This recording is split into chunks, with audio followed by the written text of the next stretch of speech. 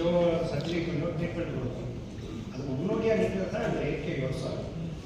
எங்கெங்கே எனக்கு சான்ஸ் கிடைக்குதோ எங்கள் டாக்டர் நாட் ஒன்லி என்னோட ஹாஸ்பிட்டல் மட்டும் இல்லாமல் ஒரு மருத்துவக் கல்லூரி மெடிக்கல் சூப்பரண்டாகவும் இருக்கேன். அங்கே கூட நான் இந்த ப்ரிவென்டிவ் மெடிசன் அந்த கேட்டகரியில் இந்த இயற்கை விவசாயத்தை எப்படி எடுத்துகிட்டு போகணும். அப்புறம் இந்த ஆஃப்ரோட் டூரிசமில் ஒரு வெல்னஸ் கூட அப்போ சர்ச்சா சொன்ன மாதிரி அந்த பூச்சிக்கடி பாம்புக்கடி அங்கே ஆக்சிடென்ட்லாம் இருக்கும். அதுக்கு ஒரு முதல் உதவி இருக்கணும்.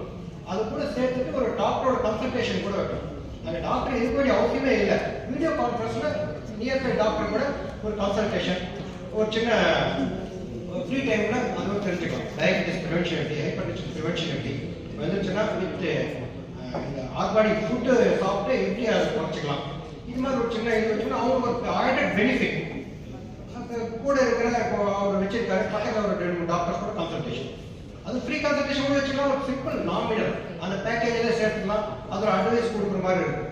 அப்போ உங்களுக்கு அந்த இயற்கை விவசாயம் இன்னும் கொஞ்சம் நல்லா தமிழ் சார் அவரோட ஊக்கம் தான் எனக்கும் அந்த ஏஜில் அவர் சுற்றி நிறைய விஷயத்த சொல்கிறாரு. அதை பார்க்கும்போது எனக்கும் என்னோட மருத்துவமனையில் கூட பின்பக்கம் ஒரு 10,000 ஸ்கொயர் ஃபீட்டில் ஒரு சின்ன குறுங்காடு மாதிரி வச்சு அதிலேயே அதை செய்யலான்னு இந்த இயற்கை பொருளை